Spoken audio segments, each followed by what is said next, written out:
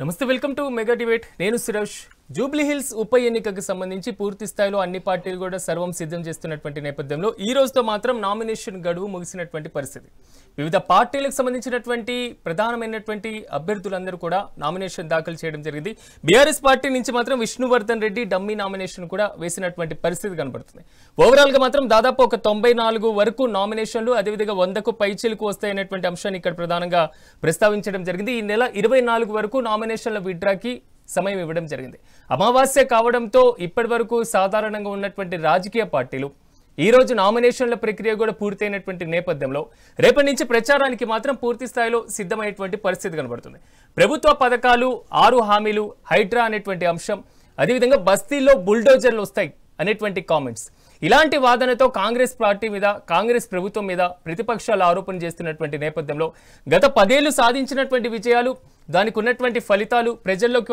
వెళ్ళినటువంటి చేరినటువంటి పరిస్థితుల మీద కాంగ్రెస్ పార్టీ కూడా పోరాటం చేస్తున్నటువంటి పరిస్థితి జూబ్లీ హిల్స్ ఉప ఎన్నికల్లో ఏ అభ్యర్థి గెలుస్తారు గెలుపోటములు ఎలా ఉండబోతున్నాయి ప్రచారాల్లో ఏ పార్టీ ఎలాంటి వ్యూహాలు అవలంబించేటువంటి అవకాశం కనబడుతుంది ఉపసంహరణకి మినహాయించి రేపు పూర్తి స్థాయిలో పోటీలో నిలవబడుతున్నటువంటి అభ్యర్థులు ఎవరు ప్రధాన పోటీ ఏ అభ్యర్థుల మీద ఉంటుంది ఇలాంటి అంశాలకు సంబంధించి మనం మెగా డిబేట్ ని ప్రారంభిద్దాం నాతో పాటు ప్యానెల్లో పార్టిసిపేట్ చేస్తున్నారు కాంబోజు వెంకటేశ్వర్లు గారు బీఆర్ఎస్ పార్టీ అధికార ప్రతినిధి అదేవిధంగా రాహుల్ గౌడ్ గారు కాంగ్రెస్ పార్టీ నాయకులు నందారెడ్డి గారు బీజేపీ పార్టీ నాయకులు అదేవిధంగా మదన్ మోహన్ గారు రాజకీయ విశ్లేషకులు అందరికీ నమస్కారం అండి ఎస్ రాహుల్ గారు మీతోనే నేను ప్రారంభిస్తాను ఎలా చూడాలంటారు పూర్తి స్థాయిలో కాంగ్రెస్ పార్టీ ఏ వ్యూహంతో ముందుకెళ్లబోతుంది దాదాపు ఒక 40 మంది స్టార్ క్యాంపెయినర్లు ప్రకటించడం జరిగింది ఆల్మోస్ట్ బీఆర్ఎస్ బీజేపీ కూడా 40 మందితో చిట్టాను కూడా విడుదల చేయడం జరిగింది కాంగ్రెస్ పార్టీ స్ట్రాటజీ ఏంటి ముందుగా మీకు ప్యానల్ పెద్దలకి మెగా9 టీవీ వీక్షకులకి గుడ్ ఈవినింగ్ అండి సో ముఖ్యంగా ఏంటంటే ఈ రోజు స్టార్ క్యాంపెయినర్ 30 మంది బీఆర్ఎస్ పార్టీ కూడా వేసింది జూబ్లీ హిల్స్ లో సో మేము గతంలో ఒక 5 days బ్యాక్ మేము కూడా 40 మెంబర్స్ దాకా స్టార్ క్యాంపెయినర్స్ గా వేసినాం అంటే ఎవరి పార్టీ వాళ్ళు ఆ దిశగా పని చేసుకోవాలని చెప్పి వేసారు ఓకే ముందుగా నేను చెప్పాల్సింది ఏంటంటే ఇప్పుడు ఈ రోజు జూబ్లీ హిల్స్ ఉప ఎన్నిక జరుగుతుంది ఆ ఉప ఎన్నికల్లో అట్లీస్ట్ మనము ఇప్పుడు మన వాటా ఏంది మనం పోరాటం రోజు రెగ్యులర్ గా పోరాటం చేసేది బీసీ స్టాండ్ గా పోరాటం చేస్తున్నాం ఈ రోజు ఆఖరికి నామినేషన్ ఈ రోజు ముగింపు కోసం బీజేపీ అంతా వేచి చూసినాం బీజేపీ నుంచి వెళ్ళి ఎవరు నిలబెడతారో అని చెప్పి వెయిట్ చేసినాం కానీ అలా రెడ్డి సామాజిక వర్గానికి చెందిన ఆయన నిలబెట్టిరు ఈ రోజు సరే వాళ్ళ పార్టీ వాళ్ళ ఇష్టం కానీ ప్రజెంట్ ఇప్పుడు నడుస్తుంది బీసీ కోసం కాబట్టి బీసీ అభ్యర్థిని ప్రకటిస్తారేమో అని చెప్పి అందరూ అక్కడ జూబ్లీ హిల్స్ ప్రజలైనా తెలంగాణ ప్రజలైనా చూసిరు బీజేపీ మీద ఎంతగానో ప్రేమ ఉంటుంది బీజేపీకి తెలంగాణ బీసీ ప్రజలంటే ఎంతగానో ప్రేమ ఉంటుందో ఇప్పుడు ఈ జూబ్లీ హిల్స్ ఉప ఎన్నికల్లో అర్థమైపోతుంది వాళ్ళు ఆల్రెడీ అసలు కౌంట్లు లేరని మాకు కూడా అర్థమైపోతుంది ఎందుకంటే వాళ్ళు ఒక దిశగా ఆలోచించి ఒక బీసీ అభ్యర్థిని పెడితేనన్నా జనాల్లో కానీ ఎవరిలో కానీ కౌంట్ ఉంటుంది మెయిన్ గా వచ్చేసి బీఆర్ఎస్ కాంగ్రెస్ మధ్యలోనే ఓరిగా ఉంటుంది అని చెప్పి కాంపిటీషన్ ఈ పోటీ అని చెప్పి రాష్ట్ర ప్రజలందరికీ తెలుసు జూబ్లీ హిల్స్ ప్రజలకు అందరికీ తెలుసు ఎక్కువ బీఆర్ఎస్ పార్టీకి కాంగ్రెస్ పార్టీకే ఉంటుంది అందులో ఇప్పుడు పైగా సిట్టింగ్ ఎమ్మెల్యే మాగంటి గోపీనాథ్ పాపం ఆయన మరణించడం జరిగింది దానికి మాకు కూడా చాలా బాధగా అనిపిస్తుంది ఎందుకంటే ఒక పార్టీ స్టాండ్ గా నాయకుడిగానైనా చాలా వ్యక్తిగతంగా అట్లా ఎవరు కావాలని కోరుకోరు సో అది కూడా చాలా బాధాకరమే సరే ఆయన చేసిన ప్రజాసేవలు ఒక అపోజిషన్ పార్టీ పొజిషన్ ఉన్నాయి ఒక ఎమ్మెల్యే ఉండి చేసిండు రియల్ గా వారికి కూడా అప్రిషియేట్ కానీ కేసీఆర్ గారిని ఒక విషయం కాడ రియల్ గా అప్రిషియేట్ చేయాల్సింది ఎందుకంటే సరే ఇప్పుడు మేము ఇంకొకటి నేను కూడా అనొచ్చు బీసీ వాదం మాట్లాడుతుండు బీజేపీ క్యాండిడేట్ లేడని చెప్పనొచ్చు కానీ బీఆర్ఎస్ పార్టీ వాళ్ళు ఏ ఒక్క నాయకుడు కూడా ఆ దిశగా ఆలోచించకుండా ఆయన వాళ్ళ హస్బెండ్ చనిపోతే వాళ్ళ వైఫ్ కి టికెట్ దాన్ని రియల్ గా అంటే పార్టీ పరంగా కాకుండా వ్యక్తి పరంగా కూడా ఎవరైనా రియల్ కేసీఆర్ గారిని అప్రిషియేట్ చేయాల్సిందే సరే గెలుపు ఓటమి సాధ్యం ఏ పార్టీ గెలుస్తుంది రాహుల్ గారు అంత అభినందించేటప్పుడు పోటీ నుంచి విత్డ్రా చేసుకునేటువంటి అవకాశం ఉంది కదా మేము విత్డ్రా మేము చేసుకుంటాం అంటే పోటీ ఎవరిదైనా గెలుపు ఓటమి సాధ్యం సార్ ఇప్పుడు ఏంది ఎవరు గెలుపు ఎవరు ఓటమి ఎవరు డిసైడ్ చేయలేరు ఇప్పుడు మేమే గెలుస్తున్నాం కాంగ్రెస్ పార్టీ తరపు నుంచి నేను మాట్లాడగలుగుతా కానీ నేను అప్రిషియేట్ చేయగలుగుతాను అంటే ఇప్పుడు ప్రజెంట్ బీసీ వాదన నడుస్తుంది కానీ అట్లయినా సరే ఇవ్వచ్చు కేసీఆర్ తలుచుకుంటే ఎవరికైనా టికెట్ ఇవ్వచ్చు కానీ ఆయన మనసులున్న ఆయన ప్రేమపూర్వకంగా ఇచ్చినట్టు అక్కడ కూడా బీఆర్ఎస్ పార్టీ నుంచి కష్టపడ్డలు కూడా ఉన్నారు, 10 ఏళ్ళ నుంచి ఆశావాదులు కూడా ఉన్నారు. కానీ ఆ దిశగా వద్దు అని చెప్పి అందరు ఆపి కేసీఆర్ గారు ఆపి వాళ్ళ వైఫ్ కేయడం దాన్ని మేము ఒక అధికార పార్టీ నాయకులం అనేది దాన్ని స్వాగతిస్తూ ఉంటాం. ఎందుకంటే కొన్ని విషయాల కూడా మనం కూడా అప్రిషియేట్ చేయాలి కేసీఆర్ గారిని అయినా. కొన్ని విషయాలు ఈ పార్టీలో మనం విమర్శించడం కూడా కరెక్ట్ కాదు. సో బీజేపీ పార్టీ చేసేదంటే మనం దాని కౌంట్ కూడా వేయట్లేదు. ఎందుకంటే ఇక అసలు ఈ రోజుతోని అసలు ఆ దీపక్ రెడ్డి గారు పెట్టడంతో ఆ పార్టీ అసలు నిలబడుతూ ఊసిపోతూ కూడా అర్థం కావట్లేదు. ఎందుకంటే ఇక ప్రజలే నిర్ణయిస్తారు, మేము అనడం కూడా కాదు అవసరం.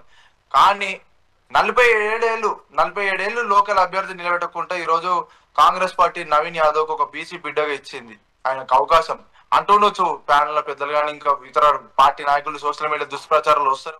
కాంగ్రెస్ పార్టీ అభ్యర్థిని కాదు, ఎంఐఎం అభ్యర్థిని. కాంగ్రెస్ పార్టీ అభ్యర్థి అక్కడ బరిలోనే లేరు. ఉండేటువంటి పోటీ BRS versus MIM, BJP versus MIM, ఇది ఉండబోతుంది అనేది మాత్రం ప్రతిపక్షాలు చేస్తున్నటువంటి కామెంట్స్. బీజేపీ వాళ్ళకి మతపిచ్చితో బీజేపీ ఎంఐఎం అంటే ఎంఐఎం ఆడ పోటీ చేయట్లేదు. అసలు బీజేపీ కౌంటే లేదు సార్. అసలు నేను చెప్తున్నా కదా, ఎంఐఎం బీజేపీ ఇవన్నీ కౌంట్ లేదు. ఒక పార్టీ నిలబడేది, పార్టీ గెలిపోవటం అంటే బీఆర్ఎస్ కాంగ్రెస్ ఎవరైనా మీరు సర్వే చేసినా కానీ కాంగ్రెస్ బీఆర్ఎస్ మధ్యలోనే ఉంటది. నేను అదే చెప్తున్నా, బీఆర్ఎస్ ఫస్ట్ నుంచి కూడా అదే చెప్తున్నా. బీజేపీ అనేది మా దృష్టి అసలు కాంగ్రెస్ పార్టీలో కౌంట్ కూడా లేదు. అసలు కౌంట్ కూడా అసలు మేమే కాదు, ప్రజలు కూడా కౌంట్ చేయట్లేదు. జూబ్లీస్ ప్రజలైనా రాష్ట్ర ప్రజలైనా ఎంఐఎం అయితే అసలు కౌంట్. కానీ ఎంఐఎం మాకు మద్దతు పలికింది. అసలు జెన్యున్ గా ఒప్పుకోవాలంటే నవీన్ యాదవ్ గెలవాలని చెప్పి అసరుద్దీన్ ఓవైసీ గారు ఆల్రెడీ క్లియర్ కట్ గా చెప్పారు. అభ్యర్థిని ప్రకటించకుండా వారి కారణాల వల్ల ప్రకటించలేరు, అది ఎంత లోపం వాళ్ళ డిసిషన్ తీసుకోవాలి. వాళ్ళు ప్రకటించకుండా నవీన్ యాదవ్ మద్దతు పలికారు. దాన్ని కూడా మేము స్వాగతిస్తాం. మేమేమంటున్నాం, మద్దతు పలకడం. ఇప్పుడు మా మహేష్ కుమార్ గౌడ్ గారు కూడా జూబ్లీస్ ఉప ఎన్నిక కోసం కోదండరామ్ గారిని కూడా మద్దతు పలకడం జరిగింది, ఆయన లేఖపూర్వకంగా పంపించడం జరిగింది. సో ఎవరి మద్దతు తీసుకున్నా కానీ కాంగ్రెస్ పార్టీ అల్టిమేట్ గా గెలుస్తుంది. ఎందుకంటే రాష్ట్రంలో చూస్తారు సార్, 2 సంవత్సరాల్లో మా పాలన ఏ విధంగా నడుస్తుంది, గత 10 సంవత్సరాలు ఉన్నప్పుడు సిట్టింగ్ ఎమ్మెల్యేకి ఏ విధంగా చేస్తుండు, బీఆర్ఎస్ పార్టీ మీద వాళ్ళ అధికారం ఏ విధంగా దింపారు, కేసీఆర్ గారి మీద ఎమ్మెల్యేల మీద ఏ విధంగా వ్యతిరేకం ఉందో, 10 ఏళ్ళు దోసుకెళ్ళినది బీఆర్ఎస్ పార్టీ. ఆ పార్టీ మీద ఎంత వ్యతిరేకం జరుగుతుందో ఇప్పుడు చూస్తుంటారు. స్థానిక ఎలక్షన్ల కోసం కానీ వాళ్ళు అంటారు, స్థానిక ఎలక్షన్ల 42% కూడా పెడితే 42% కోసం మేము ఆలోచించి ముందుకు పోతున్నాం బీసీల కోసం. దాన్ని ఏదో బంద్ కోసం మేము మనం ప్రకటిస్తే అన్ని పార్టీలు ప్రకటించినాయి. కానీ ఈ రోజు అర్థమైపోయింది, బీజేపీ గొడవ పిల్లెక్క అటు ఇటు చూస్తుంటది. ఎందుకంటే మద్దతు పలకడం బరాబరే ఉంటది, బీసీ అభ్యర్థులు మాత్రం ప్రకటించే తెలివి బీజేపీలకు లేదని మాకు ఈ రోజు. బీజేపీ వర్షనే తీసుకుందాం. రాహుల్ గారు ఒక్క నిమిషం బీజేపీ వర్షన్ తీసుకుందాం. ఎస్ నందారెడ్డి గారు నమస్తే అండి. నమస్తే. నందారెడ్డి గారు, అసలు ఉప ఎన్నికల్లో ఎక్కడ కనబడుతుంది బీజేపీ? అభ్యర్థిని ప్రకటించారు కానీ క్షేత్రస్థాయిలో ఎక్కడ కనబడినటువంటి పరిస్థితి ఉంది? ఏమవుతుంది బీజేపీలో? ముందుగా మీకు, అదేవిధంగా తోటి మిత్రులకు, అదేవిధంగా ప్రేక్షకులకు నమస్కారం. నేను ఏమంటున్నంటే, భారతీయ జనతా పార్టీ ఎప్పుడు బలంగానే ఉంటది. జూబ్లీహిల్స్ లో ఇప్పుడు గిట్ట బలంగానే ఉన్నది. దాని మీద చింతించాల్సినటువంటి అవసరం లేదు. ఎందుకంటే ఎలక్షన్ అయిపోయినాక తెలుస్తుంది కదా. టిఆర్ఎస్ పార్టీ ఎక్కడెక్కడ కనిపించట్లేదు, కనుమరుగైన పోయినటువంటి ఒక పార్టీ. టిఆర్ఎస్ పార్టీని ప్రజలు ఆదరించేటటువంటి ఒక పరిస్థితి తెలంగాణ రాష్ట్రంలో లేదు. ఎందుకంటే వాళ్ళు దోసుకున్న డబ్బులు, దాసుకున్నటువంటి యొక్క డబ్బులు అయ్యా కానీ, లేకపోతే బిడ్డే కానీ, కొడుకు కానీ, అల్లుడు కానీ ఎట్లా పంచుకోవాలనో అర్థం కాక తల పట్టుకొని నెత్తులు వలగొట్టుకున్నటువంటి ఒక పరిస్థితిలో టిఆర్ఎస్ కుటుంబం ఉన్నది తప్ప, ఆ టిఆర్ఎస్ ఊరికే పోటీ చేయాలి, ఆమెకే ఇచ్చి మేమేదో సానుభూతి పొందాలి అంటటువంటి ఒక విషయంగా ఆ గోపీనాథ్ భార్య సునీతమ్మ గారికి ఇచ్చి ఆమెను బలిపశువుని చేస్తున్నటువంటి ఒక విషయం రాష్ట్ర ప్రజలందరూ గమనిస్తున్నారు. దీంట్లో ఎలాంటి డివిజన్ లేదు. నంబర్ 2, కాంగ్రెస్ పార్టీ గిట్ట ఒక రౌడీ షీటర్కి ఇచ్చినటువంటి ఒక విషయం ప్రజలంతా చూస్తున్నారు. రౌడీ షీటరే కాకుండా అక్కడ ఉన్నటువంటి ఒక ఎంఐఎం పార్టీ పోటీ చేయకుండా కాంగ్రెస్ పార్టీలో ఉన్నటువంటి ఒక నవీన్ యాదవ్ కు మద్దతు ఇస్తున్నటువంటి ఒక విషయం ప్రజలు గమనిస్తున్నారు. కానీ కాంగ్రెస్ పార్టీ గెలిస్తే ఓడితే పెద్ద ఒరిగేది లేదు అంటటువంటి ఒక విషయం ప్రజలు గమనిస్తున్నారు. ఎందుకంటే ఈ ఒక్క జూబ్లీహిల్స్ ఎమ్మెల్యే తోటి కాంగ్రెస్ పార్టీకి ఏముంటది? కాంగ్రెస్ పార్టీ అధికారం పోయేది అక్కడ, కాంగ్రెస్ పార్టీకి అధికారం వచ్చేది ఉందా? అధికారం పోయేది లేదు, అధికారం వచ్చేది లేదు. పోనీ టిఆర్ఎస్ పార్టీని గతంలో 2 సార్లు గెలిపించినారు. అక్కడ నుండి టిఆర్ఎస్ పార్టీని గెలిపిస్తే జూబ్లీహిల్స్ ఏమన్నా పేద ప్రజల బతుకులు ఏమన్నా బాగుపడ్డాయా? కాంగ్రెస్ పార్టీ 2 సంవత్సరాల నుండి అక్కడ టిఆర్ఎస్ పార్టీ ఉన్నటువంటి ఒక గోపీనాథ్ గారు ఎమ్మెల్యే గారు చేసినారు కదా, అక్కడ పేద ప్రజల బతుకులు ఎందుకు బాగుపడలే?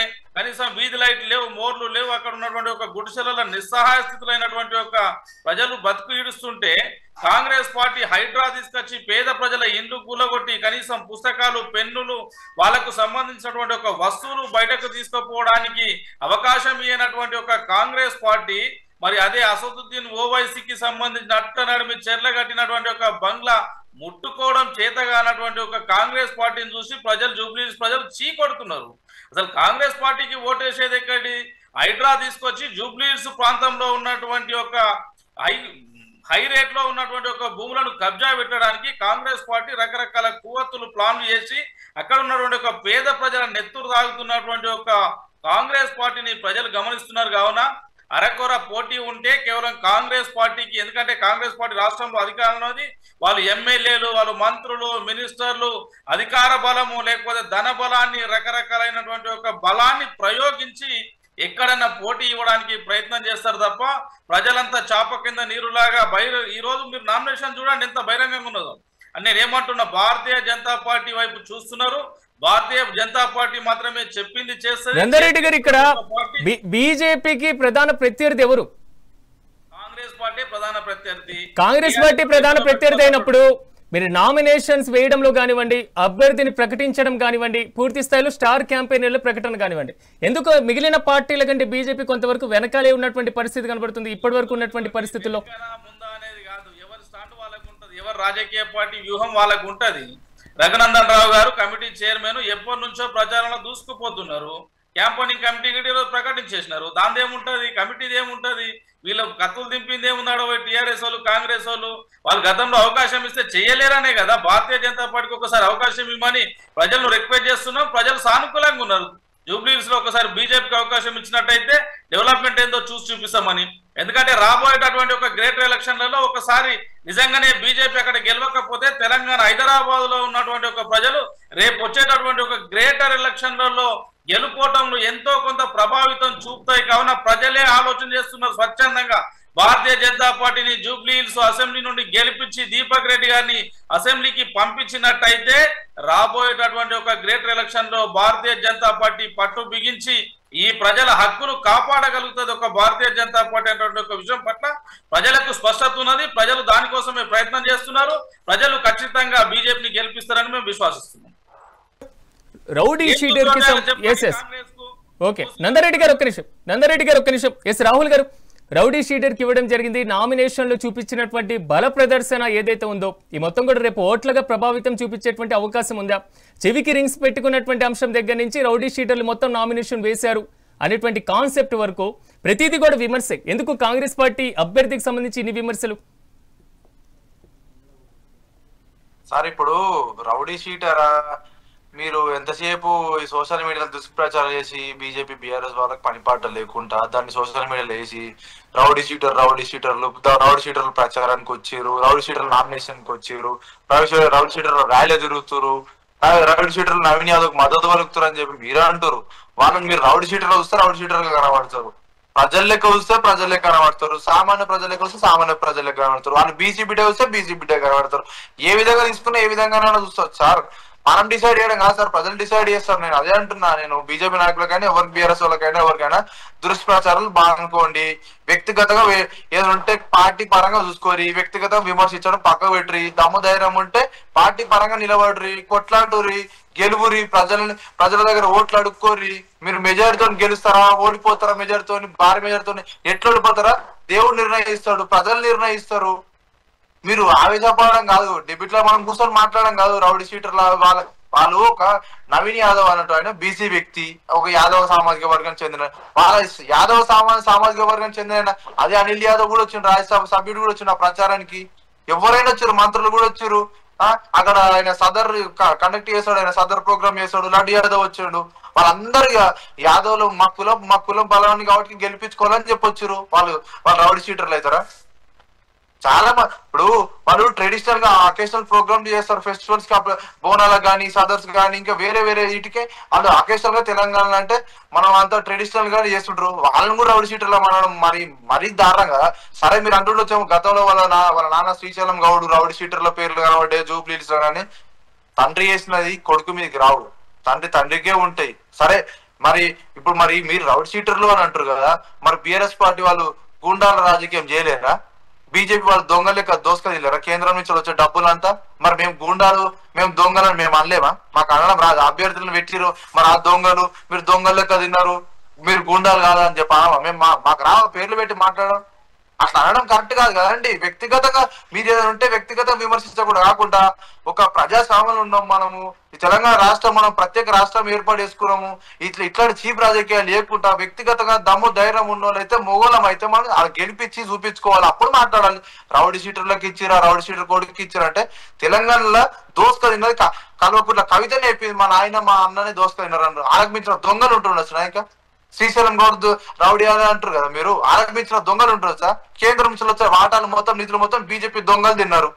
కేంద్ర మంత్రులు ఉన్నారు, 2 ఎంపీలు తిన్నారు. మరి వాళ్ళని కూడా దొంగలు అనాలా? మేము పడతారా మరి మీరు? మేము అంటే ఎన్ని పేర్లు లేవు. మేము వ్యక్తిగతంగా విమర్శించడం కాదండి. ఏదైనా ఉంటే వారు ప్రజల ముందుకు వెళ్ళినప్పుడు ఇచ్చినటువంటి 6 హామీ గ్యారంటీస్ ఏమైనా ఉన్నాయో వాటికి సంబంధించినటువంటివి 2 ప్రభుత్వ పథకాలు, హైడ్రా ఇష్యూ, అదేవిధంగా బస్తీల్లో వచ్చేసి బుల్డోజర్స్ వస్తాయన్నటువంటి అంశాలు, వీటినే ప్రచారంగా తీసుకువెళ్తున్నటువంటి పరిస్థితి కనబడుతుంది. కాంగ్రెస్ పార్టీకి ఇది ప్రతికూలంగా మారేటువంటి ఛాన్స్ లేదా? హైడ్రా అనేది రేవంత్ రెడ్డి గారికి లాభం జరుగుతుందో, మంత్రులకు లాభం జరుగుతుందో, ఇతర ఎవరికి బీఆర్ఎస్ పార్టీ వాళ్ళకు లాభం జరుగుతుందో అని కాదండి. రేవంత్ రెడ్డి గారు ఒకటే ఫ్యూచర్ బాగుండాలి, ఈ మనం ఈ ల్యాండ్ కాపాడుకోవాలి. రేవంత్ రెడ్డి గారికి ఎందుకండి? రేవంత్ రెడ్డి గారికి ఎవరు వారసులు ఉన్నారా? ఎవరైనా వచ్చి ముఖ్యమంత్రి అవుతారా? రేవంత్ రెడ్డి గారి బాధలకు అవసరం లేదు. రేవంత్ అన్న ప్లానింగ్ మాకు తెలియదు, మేము దగ్గరలోనే చూస్తుంటాం కదా.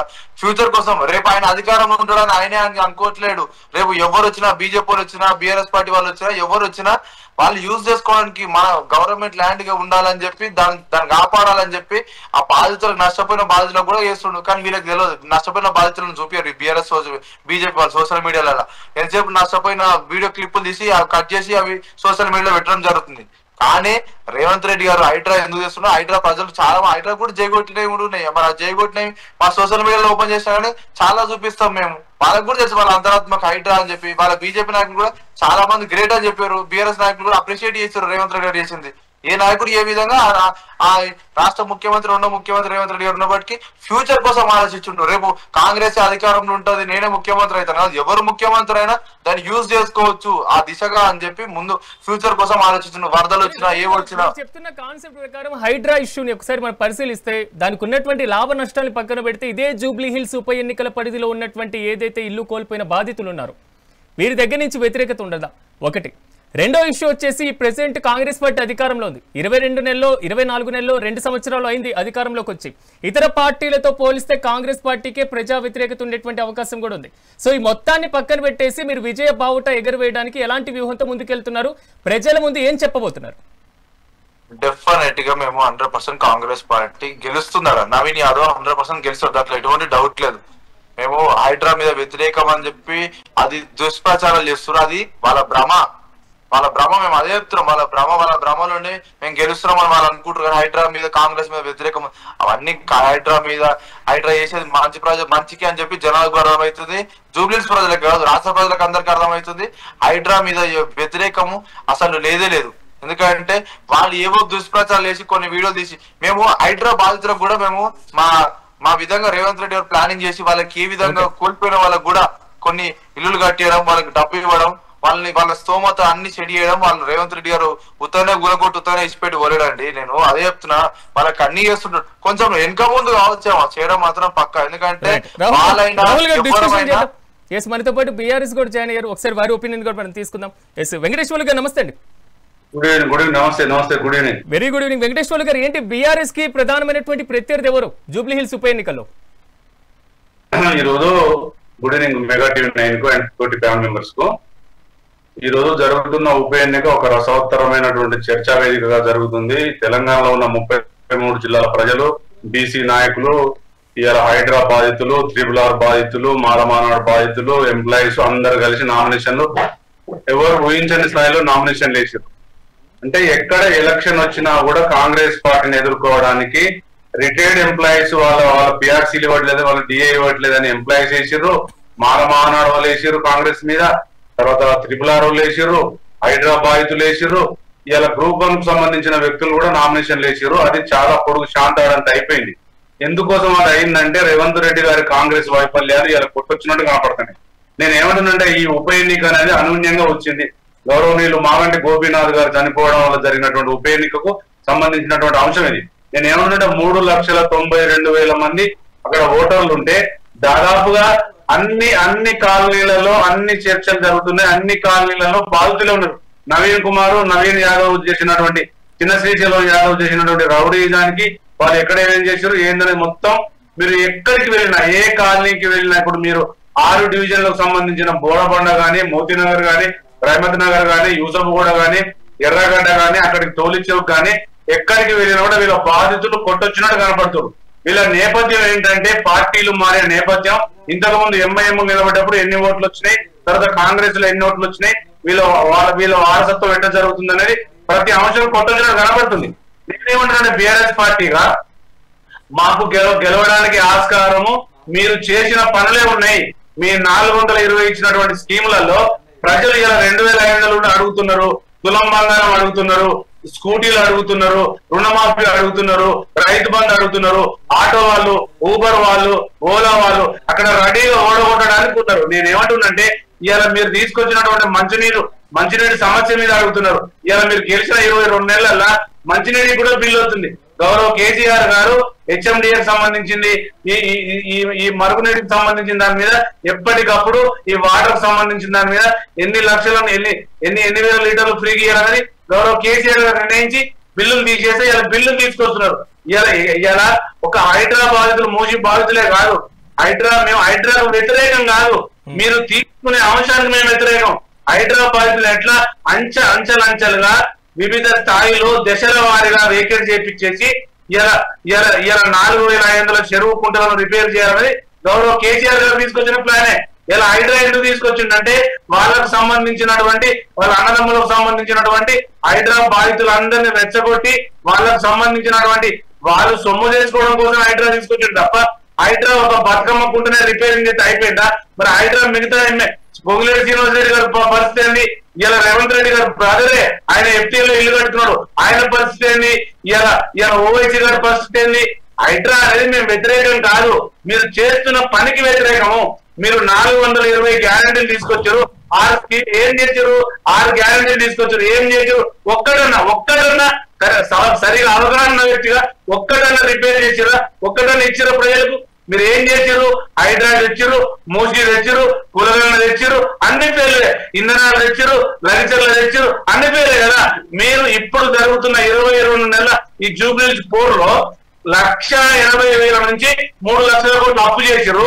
సంవత్సరానికి సంబంధించినటువంటి అప్పు చేశారు. అంటే మీరు ఈ 20 నెలల్లో చేసిన అప్పు 2 లక్షల కోట్లు దారిపోయింది. అంటే కేసీఆర్ గారు అప్పు చేసిందంటే మేము అప్పు చేసి సంపద సృష్టించి పేద ప్రజలకు పంచినాం. మీరు ఎవరికి ఇచ్చారు? ఒక ఇంట్లో కట్టిరా? మీరు ప్రధానమైనటువంటి ఇతర పార్టీలతో పోలిస్తే బీసీలకు ప్రాధాన్యత ఇచ్చి బీసీ అభ్యర్థిని మేము నిలబెట్టామని కాంగ్రెస్ పార్టీ ముందుకెళ్తుంది. సో ఈ ఉప ఎన్నికల్లో దాని ప్రభావం ఉండదంటారా? సార్ ఇప్పుడు పసాలేని వాదం తీసుకురావద్దు. ఇవాళ కాంగ్రెస్ పార్టీ గత 60 సంవత్సరాలుగా బీసీలో మోసం చేసింది కాబట్టి ఓట్లు అడగడం కోసమే మళ్ళీ బీసీ వాదం తీసుకొచ్చింది. ఇలా బీసీకి ఇచ్చినట్టు బీసీలంతా ఆయన ఓట్లు వేస్తారా? ఎవ్వరు వేయరు, మొత్తం బీఆర్ఎస్ వైపే ఉన్నారు. ఇవాళ స్వాతంత్రం వచ్చిన 80 సంవత్సరాల కాంగ్రెస్ పార్టీ బీసీలకు చేసింది ఏం లేదు. ఆ రోజు బ్రిటిష్ వాళ్ళు ఇచ్చిన బీసీ రిజర్వేషన్ 49 సహా కమిషన్ నుంచి ఇప్పుడు 42% రిజర్వేషన్ వరకు మొత్తం మోసమే. వాళ్ళు బీసీ నిలబెట్టినంత మాత్రం ఏమి ఇయ్యరు. మరి బీసీలకు నిలబెట్టిన బీసీ ఓట్లు అయితే మరి 70,000 ముస్లింలు ఉన్నారు, మరి వాళ్ళందరూ మరి బీఆర్ఎస్ కి ఎత్తారా? ఇలా 72,000 ముస్లింస్ ఉన్నారు కదా, వాళ్ళందరూ బీఆర్ఎస్ కి ఎత్తారు. మరి ఇలా బీసీ వారమా ఇలా లేని వారం? గవర్నమెంట్ ముందు నిలబడి ఏం చేసింది అనే దాని మీద ఓట్ బ్యాంక్ వస్తుంది. ఇలా మీరు ఆటో వాళ్ళకి ఏం చేశారు? ఆటో వాళ్ళకి ఏమైనా ట్రస్ట్ బోర్డు పెట్టిరా? ఊబర్ డ్రైవర్లకి ఏమైనా ట్రస్ట్ బోర్డు పెట్టిరా? 2,500 మహిళలకు ఇచ్చిరా? 2,000 రూపాయల పెంచిన గౌరవ కేసీఆర్ గారు 200 2,000 చేసారు. మీరు 4,000 ఇస్తున్నాను బూటకం అబద్ధాలు. రేవంత్ రెడ్డి అని ఒక వ్యక్తి బూటకం అబద్ధాల మనిషి. ఇలా ప్రపంచంలో ఏ రాష్ట్రంలో లేని అబద్ధాలు ఎవరు ఆడుతున్నారంటే రేవంత్ రెడ్డి ఆడుతున్నారు. ఆయన టీడీపీ తెలియదు, కాంగ్రెస్ తెలియదు, బీజేపీ తెలియదు, అన్ని ముసుగులో వ్యవహారం జరుగుతుంది. నేను ఏమంటున్నంటే మా పార్టీ స్టాండ్ మీద ఉంది, మా ప్రణాళిక ఉంది. ఇవాళ ఎలక్షన్ కమిషన్ ఆఫ్ ఇండియా ఒక ఐఆర్ఎస్ ను ఒక ఐపీఎస్ ను ఇన్ఛార్జ్ చేసింది. మా బ్రాండ్ మాకుంది, మా ఓట్ బ్యాంక్ ఎట్టుంటుందో మేము చూపిస్తాం. ఏ బూత్ లో ఏం జరిగింది, వీళ్ళు దొంగ ఓట్లు ఎన్ని రాపించారు, నవీన్ కుమార్ ఏం చేసిండు అనేది మా దగ్గర మొత్తం డెప్త్ ఇన్ఫర్మేషన్ ఉంది. ఇలా మార్నింగ్ మేము మీటింగ్ పెట్టుకున్నాం. వెంకటేశ్వర్లు గారు, నా ప్రశ్నకి ఇంకా మీరు సమాధానం చెప్పాలా?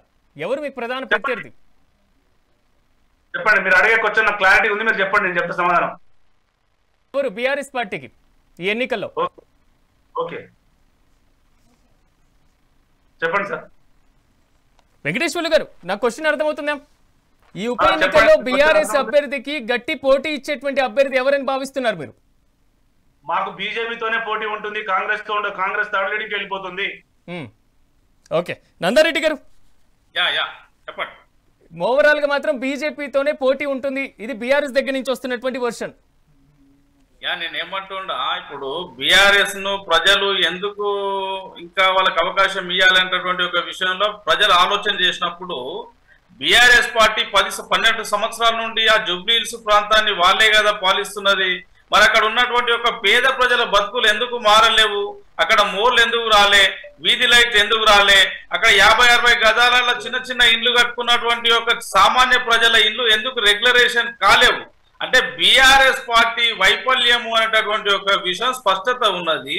అదే విధంగా కాంగ్రెస్ పార్టీకి అక్కడ 50 నుంచి 100 గజాల లోపు ఉంటున్నటువంటి ఒక ప్రజలకు ఇండ్లకు రెగ్యులరైజ్ చేయాల్సినటువంటి ఒక ప్రభుత్వాలే హైడ్రా తీసుకొచ్చి పేద ప్రజల ఇండ్లు గులగొట్టి రాత్రి మిట్ట మధ్యాహ్నం బయటకు వెళ్ళగొట్టినట్టయితే వాళ్ళు నిస్సహాయులై ప్రజలు ఈ రోజు తిరగబడ్డటువంటి ఒక పరిస్థితి ఉన్నది.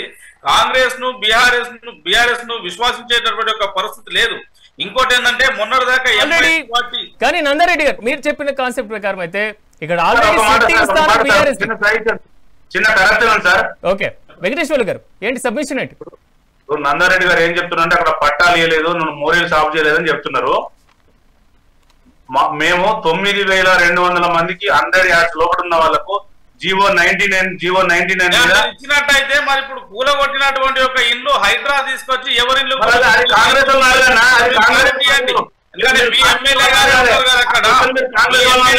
అధికారంలో ఉన్నప్పుడు 1,100 మందికి డబుల్ బెడ్రూమ్లు ఇచ్చినాం. 1,100 మందికి డబుల్ బెడ్రూమ్లు ఇచ్చినాం. 9,200 మందికి 100 యార్డ్స్ పట్టాలు ఇచ్చినాం. మీరు అది గుర్తు పెట్టుకుని మీరు అడగాల్సిన క్వశ్చన్ బీజేపీ వాళ్ళను. బీజేపీ ఎలక్షన్ ఎందుకు నిలబడుతుంది? మీరు అడగలే దయచేసి. నేనేమంటుండా, ఇక్కడ మనం గుర్తు పెట్టుకోవాల్సినటువంటి ఒక విషయం ఏముంటదంటే, కాంగ్రెస్ వాళ్ళు గతంలో ఇందిరమ్మ ఇండ్లు కడితే టిఆర్ఎస్ వాళ్ళు పంచరు.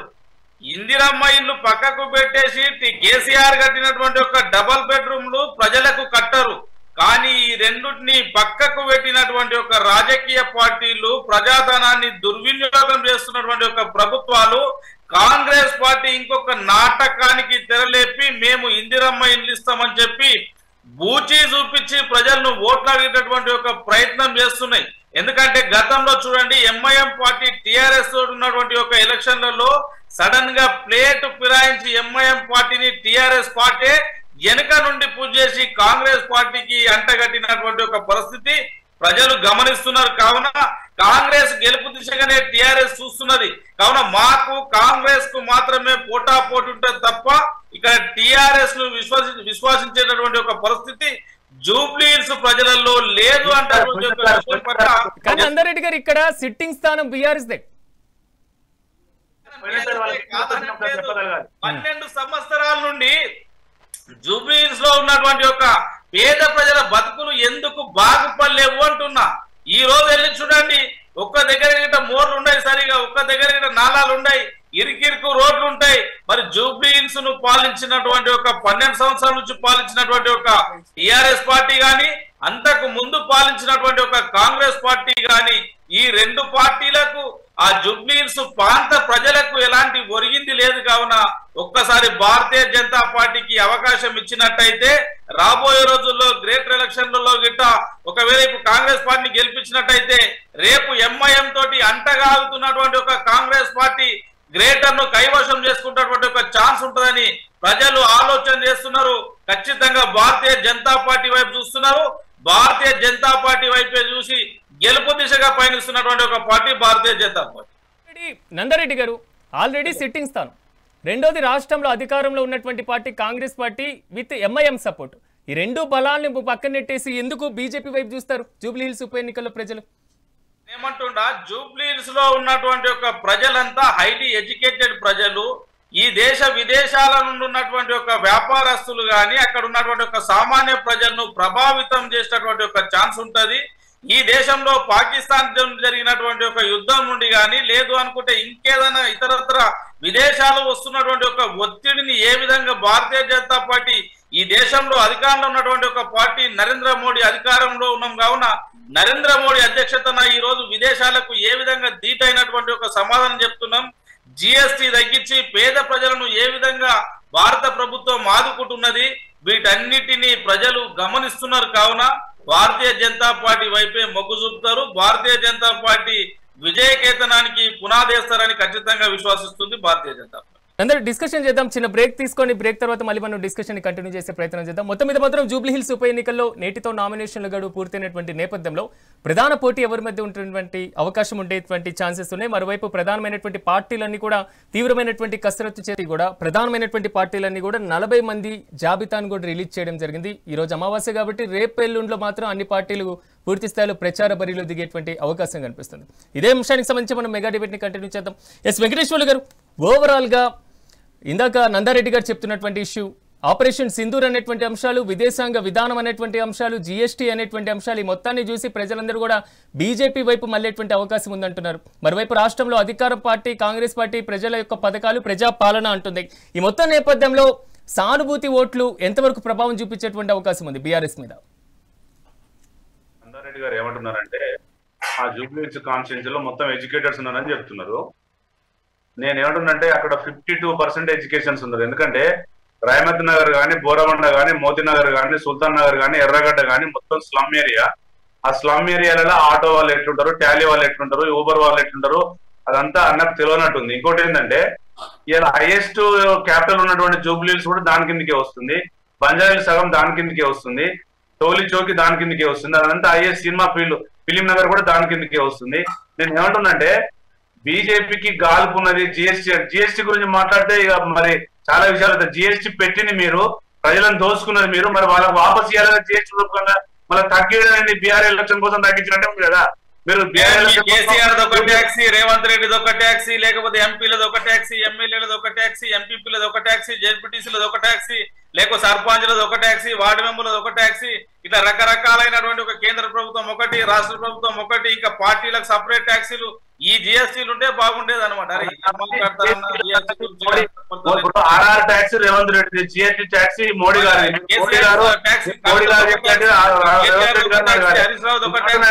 రేవంత్ రెడ్డి గారిని అడగాల్సిన అవసరం. ప్రజల మీద పడి జిఎస్టీ రూపకంగా లక్షల కోట్లు దోచుకున్నారు.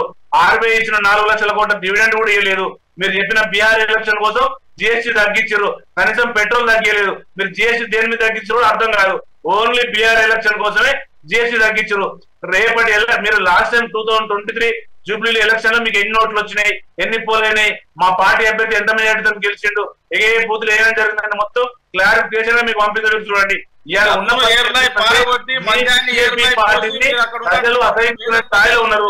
కాంగ్రెస్ పార్టీ డమాల్ అన్నది ఇలా రాబోయే కాలంలో ఏమంటుందంటే మీ జిఎస్టీ సంగతి ఏంది, రేవంత్ రెడ్డి ట్యాక్సుల సంగతి ఏంది, వాళ్ళ కేబినెట్ కుంభకోణాలు ఏంటిది, మొత్తం ఎక్కడెక్కడ ఏం జరుగుతున్నది ప్రజలు గ్రహిస్తున్నారు.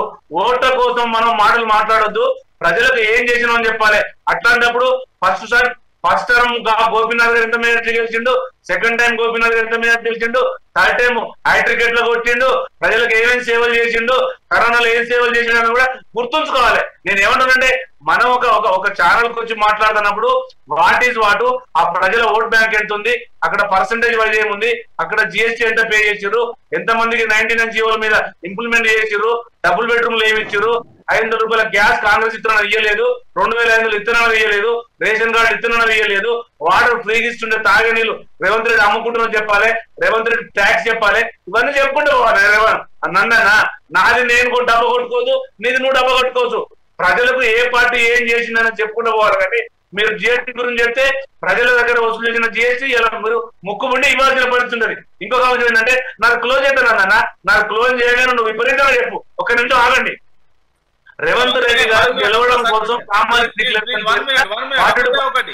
ఒకటే కేసీఆర్ గారు కరోనా వచ్చినప్పుడు అసెంబ్లీ సాక్షిగా ఇది కేవలం పారాసిటమాల్ బిల్లా వేసుకుంటే పోతుందని ఈ రాష్ట్ర ప్రజలను తప్పుదో పట్టించి రాజ్యాధికారం అనుభవించినటువంటి ఒక కేసీఆర్ గారు చెప్పినటువంటి సమాధానం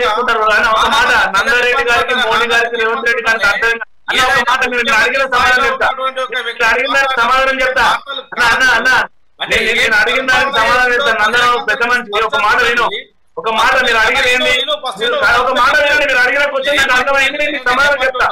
మీరు ఏమన్నారంటే కరోనా టైంలో అసెంబ్లీలో గౌరవ కేసీఆర్ గారు మాట్లాడింది నేను చెప్తున్నా, వినండి వినే ఒక మాట విను, ఒక మాట విను, ఒక మాట విను.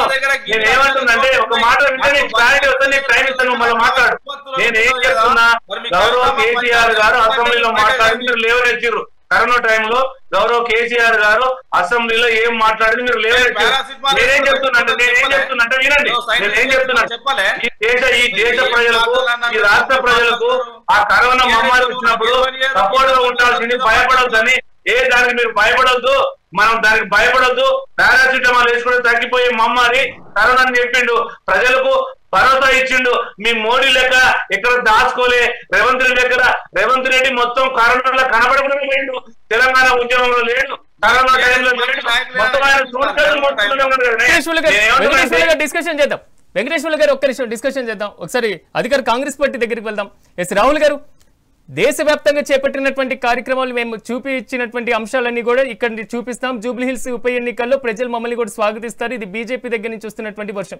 ఎలాగ రాష్ట్ర ప్రభుత్వం మీద దీని ప్రభావం ఉండదంటారా రాహుల్ గారు? హలో, ఎస్ చెప్పండి. ఇప్పుడు నేను ఏమంటున్నానంటే నందన్న ఎస్ వెంకటేశ్వర్లు గారు ఒక్క నిమిషం. రాహుల్ గారు చెప్పండి సార్. రాహుల్ గారు, నా వాయిస్ వినిపిస్తుందా? వినిపిస్తుంది సార్. చెప్పండి. దేశవ్యాప్తంగా చేపట్టినటువంటి కార్యక్రమాలన్నీ కూడా జూబ్లీహిల్స్ ఉప ఎన్నికల మీద కూడా ప్రభావం చూపిస్తాయి. అందుకు మాత్రమే బీజేపీని కూడా వారు ఎన్నుకునేందుకు ప్రయత్నిస్తారనేటువంటి అంశాన్ని ఇక్కడ ప్రధానంగా ప్రస్తావిస్తుంది బీజేపీ. సార్, ఇప్పుడు ఇందాక నందారెడ్డి గారిని ఒక ప్రశ్న అడిగారు సార్. హలో రాహుల్ గారు వినిపిస్తుంది, చెప్పండి సార్. ఇప్పుడు నందారెడ్డి గారిని ఒక ప్రశ్న అడిగారు ఇందాక, భారతీయ జనతా పార్టీకి ఏం చూసి ఓట్లు వేస్తారు జూబ్లీహిల్స్ అని మీరు అడిగారు ప్రశ్న. ఆ ప్రశ్నకి నందారెడ్డి గారు ఏం చెప్పారు? జూబ్లీహిల్స్ అనేది ఏ రాష్ట్రంలో ఉన్నది? తెలంగాణ రాష్ట్రంలో ఉన్నది. నీ పార్టీ ఏడున్నదో తర్వాత విషయం. నీ పార్టీ అభ్యర్థి జూబ్లీహిల్స్ లో పోటీ చేస్తాడు, కాంగ్రెస్ అభ్యర్థి జూబ్లీహిల్స్ లో పోటీ చేస్తాడు, బీఆర్ఎస్ అభ్యర్థి జూబ్లీహిల్స్ లో పోటీ చేస్తాడు. ఎప్పుడో మీరు అడిగిన ప్రశ్న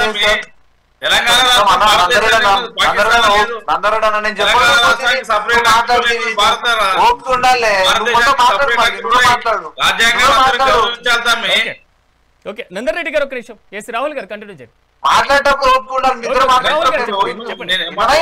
విమర్శించేటప్పుడు ఈ దేశంలోనే ఉన్నదనే విషయం గుర్తు పెట్టుకొని మాట్లాడు అంటున్నాను. నేను నీకు చెప్తున్నాను, నువ్వు మర్చిపోయి ఏదో చెప్తున్నావు. నేను చెప్పేది మాట్లాడు. నువ్వు కౌంటర్, నేను నీకు కౌంటర్ కొట్టాక నువ్వు నాకు కౌంటర్ కొట్టు. అది నీకు తెలివి. వినడం నేర్చుకోవాలన్నా, వినడం నేర్చుకొని ఓడడం కాదన్నా, ఒరుకుంటే ఏం రాదు సార్. ఇప్పుడు మీరు ఇందాక ప్రశ్న ఏం అడిగారు? జూబ్లీహిల్స్ లో ఏం చూసి ఓట్లు వేస్తారు అని చెప్పి బీజేపీ వాళ్ళని అడిగిండు. నందారెడ్డి గారు అడిగితే ఏమంటుండు? బీజేపీ నాయకులుగా ఎక్కడో మోడీ గారు విదేశీ పర్యటనలు, పాకిస్తాన్ మీద యుద్ధం చేసింది, జిఎస్టీ మీద పెంచింది, జిఎస్టీ తక్కువ అవి కాదు ముచ్చట. సార్ అడిగిన ప్రశ్న జూబ్లీహిల్స్ లో ఏం చూసి ఓట్లేస్తారు మీకు అని చెప్పినప్పుడు తెలంగాణలో మేము ఇది చేస్తాం, ఇది చేస్తాం. అది నువ్వు మోడీని తీసుకొచ్చి ఇతర దేశాల మీద తీసుకొచ్చి అవి ఓట్లు ఇక్కడ జూబ్లీహిల్స్ అయ్యారు. అది గుర్తుపెట్టుకోరు బీజేపీ నాయకులకు. ఒకటి చెప్పాలి, ఇప్పుడు బీఆర్ఎస్ పార్టీ వాళ్ళకన్నా కొంచెం అవకాశం ఉండదు, కాంగ్రెస్ పార్టీ వాళ్ళకన్నా కొంచెం అవకాశం ఉంది. ఆ ప్రశ్న మమ్మల్ని అడిగితే మేమన్నా చెప్పగలుగుతాము, బీఆర్ఎస్ పార్టీ వాళ్ళనే చెప్పగలుగుతాం. ఎందుకంటే వాళ్ళు 10 సంవత్సరాల అధికారం ఉన్నారు కాబట్టి వాళ్ళు చెప్పడానికి ఛాన్స్ ఉంటుంది, మేము చెప్పడానికి ఛాన్స్ ఉంటుంది. మొన్న జరిగినటువంటి లోక్సభ ఎన్నికల్లో సగం సీట్లను కైవసం చేసుకుంది బీజేపీ. ఇక్కడ బీజేపీ ఓటు బ్యాంక్ కూడా క్రమంగా పెరుగుతుంది. దాన్ని ఎలా తక్కువ అంచనా వేస్తున్నారు మీరు? సార్, ఇప్పుడు మీరు నందారెడ్డి గారిని మనస్ఫూర్తిగా, ఇప్పుడు పెద్దలు బీఆర్ఎస్ నాయకులు ఉన్నారు కదా, మనస్ఫూర్తిగా ఎక్కువద్దు, ఆయన మనస్ఫూర్తిగా మీడియా అంటారు కదా 8 మంది ఎంపీలు గెలిచారు, 2 కేంద్ర మంత్రులు అయ్యారని. ఆయన మనస్ఫూర్తిగా బీజేపీ నాయకుడు ఉన్నారు కదా, మనస్ఫూర్తిగా ఒట్టేసుకొని బీజేపీ కేంద్రం నుంచి వెళ్ళి తెలంగాణ రాష్ట్రానికి ఏం తెచ్చుండే ఆయన లేకుండా మాట్లాడే తరతిగా ముచ్చట్లు నీ కాంగ్రెస్ దానికేమన్నా మరుగుదొడ్లు కట్టలేకపోయింది బయటకు బాత్రూమ్ పోవాలంటే లోటాలు పట్టుకుంటూ పోయేటటువంటి ఒక పరిస్థితి ఉండే జీరో అకౌంట్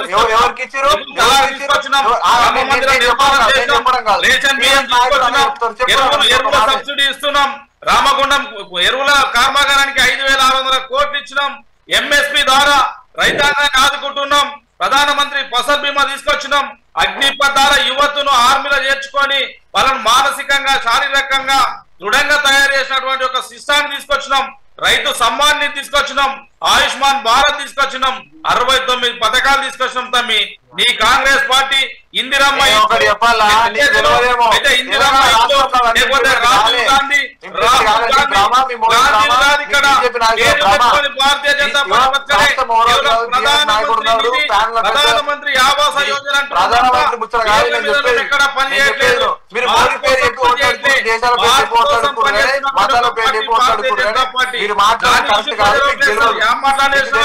కేంద్ర మంత్రులు ఉన్నారు ఇద్దరు ఏం చేశారు తెలంగాణ రాష్ట్రంలో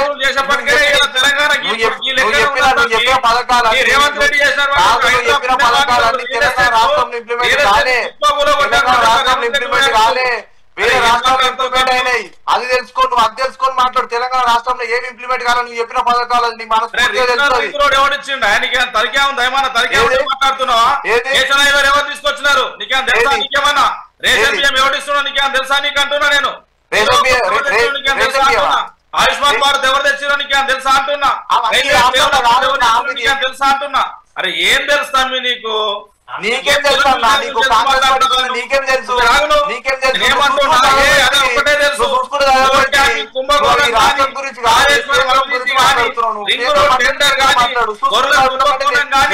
టిఆర్ఎస్ ను ఎట్లా బయటపడాలి టిఆర్ఎస్ లో ఉన్నటువంటి ఒక నాయకులను ఎట్లా ప్రొటెక్షన్ చేయాలో కాంగ్రెస్ పార్టీకి పక్కా తెలుసు అందుకే కాంగ్రెస్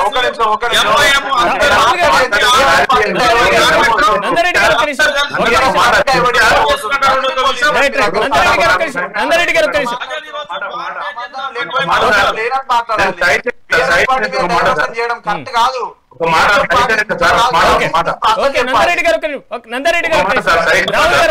రాహుల్ గారు ఒక్క నిమిషం ఉండండి వెంకటేశ్వర్లు గారు సబ్మిషన్ ఏంటి నేను ఏమంటుండే సబ్మిషన్ అనేది నేనేమో పోటీకి రావడం లేదు ఇప్పుడు రాహుల్ ఏం చెప్పిండంటే కేంద్ర ప్రభుత్వం రాష్ట్ర ప్రభుత్వానికి ఏం నిధులు ఇచ్చిందని అడిగితే ఇతర రాష్ట్రాలకు ఇచ్చిన నిధులే చెప్తాను తప్ప ఆంధ్రాకు పోలవరానికి ఏమి ఇచ్చారు అమరావతికి ఏమి ఇచ్చారు స్టీల్ ఫ్యాక్టరీకి ఏమి ఇచ్చిండు సపరేట్ గా ప్యాకేజీలు ఏమి ఇచ్చారు మా తెలంగాణకు మీరు గెలిచిన తర్వాత ఏమి ఇచ్చింది అనేది కాంగ్రెస్ వాళ్ళు అడుగుతున్నారు నేనేమంటున్నాంటే వాళ్ళు ఇవ్వరు కాంగ్రెస్ వాళ్ళు తీసుకురావడానికి ప్రయత్నం చేయరు బీజేపీ వాళ్ళు ఇయ్యరు కానీ వాదన ఏంటంటే నేనేమంటున్నంటే వాదన ఎవరి పార్టీ అభిప్రాయం వాళ్ళు చెప్పొచ్చు కానీ అబద్ధాలు చెప్పకూడదు ఇక్కడ మోడీ గారు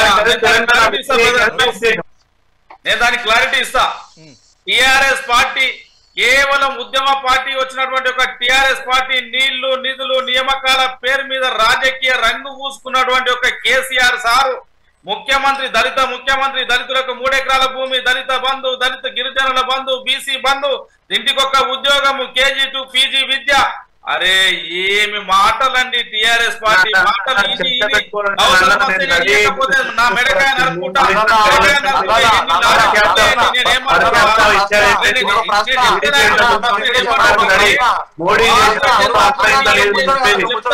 మీరు చెప్పడం కాదు మీరు వాస్తవాలు చెప్పాలి ఇతర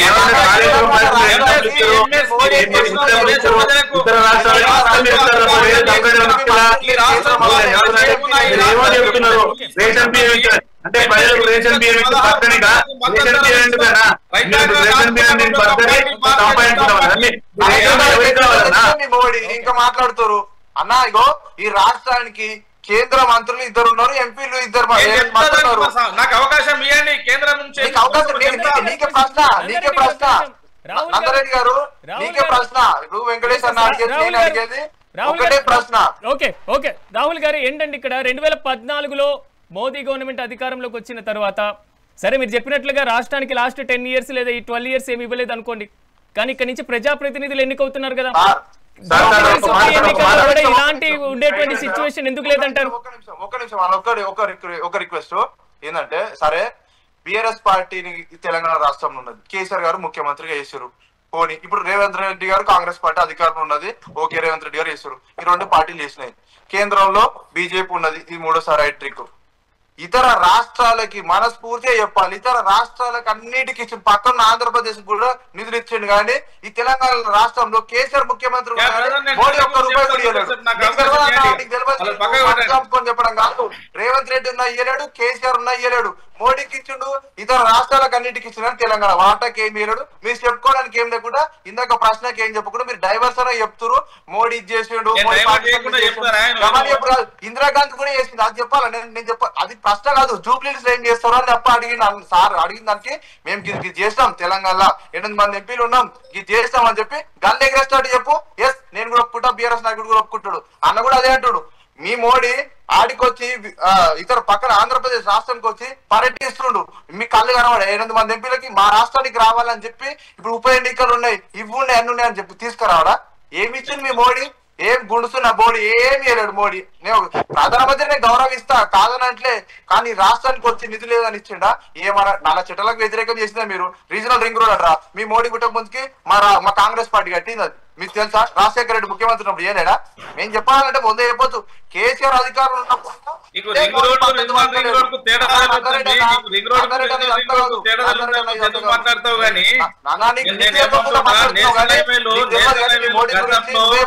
నిజామాబాద్ టు హైదరాబాద్ పోవాలంటే 3.5 గంటలు పట్టేది, ఈరోజు 40 నిమిషాలు. దాని గురించి ఏం తెలుసు, కానీ నేను ఏమంటున్నా, 100 నుంచి 120 స్పీడ్ కొట్టేటటువంటి ఒక పరిస్థితి ఈ దేశంలో. మీరు కాంగ్రెస్ పార్టీ 2014 ముందు 1000 రూపాయల కింటాల్ రైతాంగానికి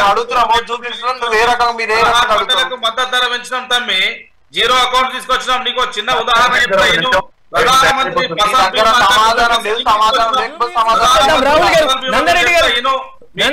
పార్టీ ఉన్నప్పుడు పంట ఇన్సూరెన్స్ అనేటువంటి ఒక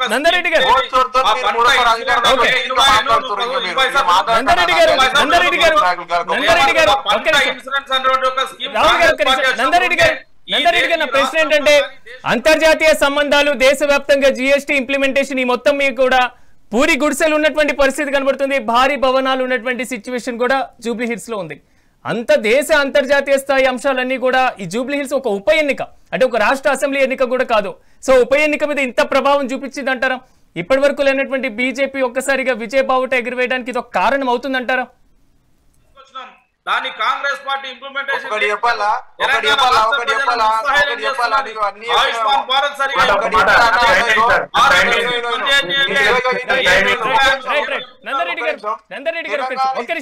రాహుల్ గారు ఒక్క నిమిషం మీ దగ్గరకు వస్తాను మళ్ళీ. ఒక్క నిమిషం ఎస్ వెంకటేశ్వర్లు గారు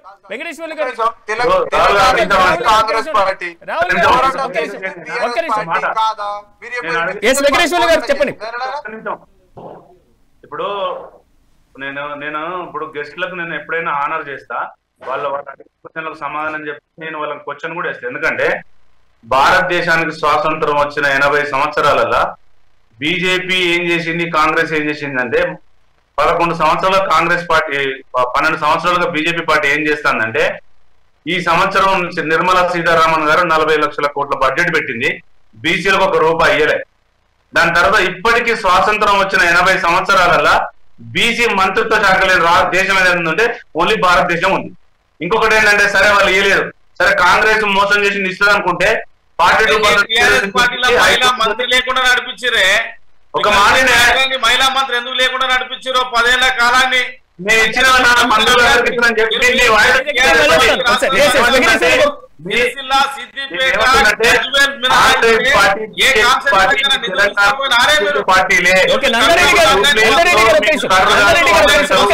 మీకు డిపాజిట్లు వంచుకోవాల్సిందే. ప్రకారం మేము భారతదేశంలో 10 సంవత్సరాలు మేము టీడీపీని కానీ పర్ క్యాపిటల్ కానీ సాఫ్ట్వేర్ కానీ మేము ప్రతినిధి చేసినాం, మేము తీసుకొచ్చిన సంవత్సరాలు ఏ పార్టీ తీసుకురాలే. మీకు అవగాహన లేదు, మాట్లాడుతున్నారు. ఈ రాష్ట్రానికి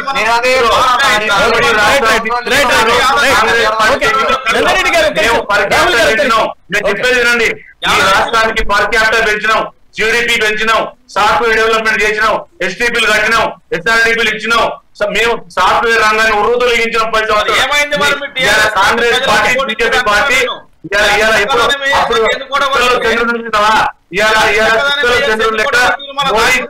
మోడీ గారు తెలంగాణను ఒక చిన్న చూపు చూస్తున్నాడు. తెలంగాణను మోడీ గారు చిన్న చూపు చూస్తున్నాడు.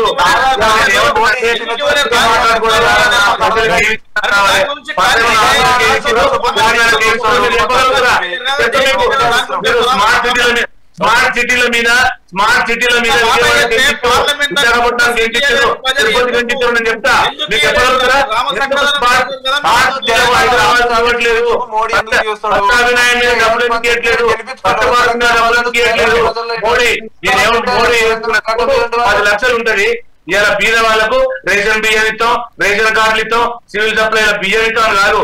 నేను ఏమంటున్నాండి, మీరు స్మార్ట్ సిటీలకు డబ్బులు ఎందుకు ఇవ్వట్లేదు? మీరు ఇవ్వాల్సినటువంటి జిఎస్టీ బిల్లులు ఎందుకు ఇవ్వట్లేదు? తెలంగాణ చిన్న చూపు ఎందుకు చూస్తున్నారు? మీరు ఆంధ్రకు ఎక్కడెక్కడ పెట్టుబడులు పెట్టింది తెలంగాణ ప్రభుత్వం.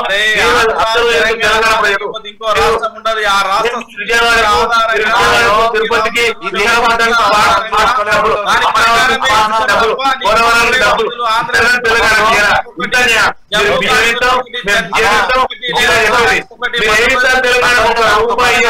తెలంగాణ ప్రజలు 1,00,000 47% రూపాయల మీద 47 పైసలు పెంచుతున్నారు.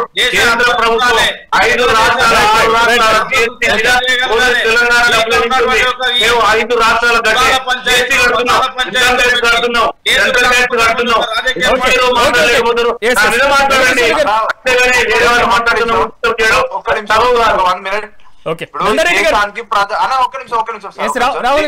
దేశానికి ప్రధానమంత్రి పెద్దన్న లెక్క, అంతేనా కాదా? ప్రపంచానికి పెద్దన్న అమెరికా, మన దేశానికి పెద్దన్న ప్రధానమంత్రి. ఒక్క నిమిషం మేము మోడీ గారికి గౌరవిస్తాం, మీ లెక్క మాట్లాడడం కాదు. కానీ అమెరికా పెద్దనానికి ఎవరు చెప్పిండు అంటున్నా నేను. అన్న వినండి అన్న, ఇక మీరు అందరి మీద కత్తులు నూరుతారంటే మనమే నూరు కూడా ఉంటాడు. చూసుకో, అది ఎప్పుడు మన నూరు కాదు, వినాలి సబ్జెక్ట్ విన్నాక. నువ్వు మోడీని విమర్శించుడు కాదు, నీ రేవంత్ రెడ్డి ముఖ్యమంత్రి అయిన తర్వాత ఒక అడిగే నియోజకవర్గాలకు 3,000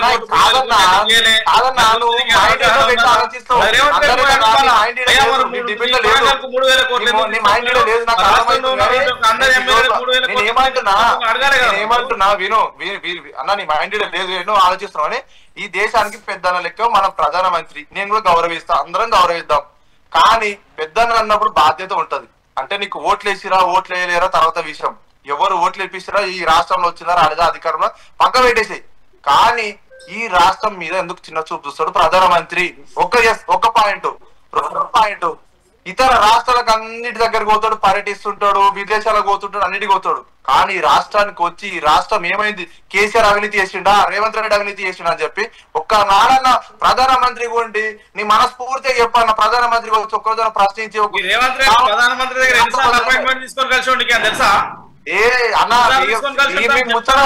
మీరు మాట్లాడితే గదే మాట్లాడతారు కదా. నీ రేవంత్ రెడ్డి ప్రధానమంత్రి దగ్గర ఎన్నిసార్లు అపాయింట్మెంట్ తీసుకొని ఎన్నిసార్లు కలిసి నీకు తెలుసా అంటున్నా? చెప్పు. మీ మోడీ మేధావి కదా, మీ మోడీ చెప్పా అపాయింట్మెంట్ ఇచ్చిండా? ఎన్నిసార్లు కలిసిండో చెప్తా, మీరు దానికి సమాధానం చెప్పు. నువ్వు ఫస్ట్ ఈ పాయింట్కి వచ్చినావు, నేను చెప్తా. భారతదేశానికి ప్రధానమంత్రిగా మోడీగా మేము పోవాలని చెప్పి రేవంత్ రెడ్డి గారు అపాయింట్మెంట్ తీసుకుంటే అపాయింట్మెంట్ ఇచ్చిండా? మొన్ననే చెప్పింది రేవంత్ రెడ్డి. అందరూ నీకు తెలియదు తమ్మి, రేవంత్ రెడ్డి ఇప్పటికీ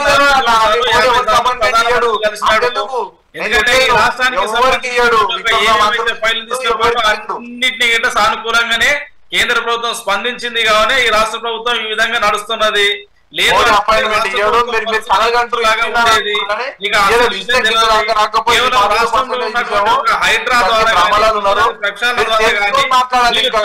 చెప్పినట్లుగా కొంతవరకు అంతర్జాతీయ అంశాలు, దేశవ్యాప్తంగా ఉన్నటువంటి అంశాలు దీని మీద ప్రభావం చూపిస్తాయా, లేదా ప్రస్తుతం కాంగ్రెస్ పాలనలో చేస్తున్నటువంటి అమలు చేస్తున్న పథకాల ప్రభావం ఉండబోతుందా, లేదా లాస్ట్ 10 years లో బీఆర్ఎస్ మేము చేపట్టినటువంటి కార్యక్రమాలు ప్రస్తుతం జరుగుతున్నటువంటి ప్రభుత్వాలు చేస్తున్నటువంటి విమర్శలు అనేటువంటి అంశాల మీద దీని మీద ప్రభావం చూపుతాయా? మనం కూడా వేచి చూద్దాం. ఈ రోజు నాతో పాటు ప్యానెల్లో పార్టిసిపేట్ చేసినటువంటి వెంకటేశ్వర్లు గారికి, రాహుల్ గారికి, నందారెడ్డి గారికి ప్రత్యేకంగా కృతజ్ఞతలు.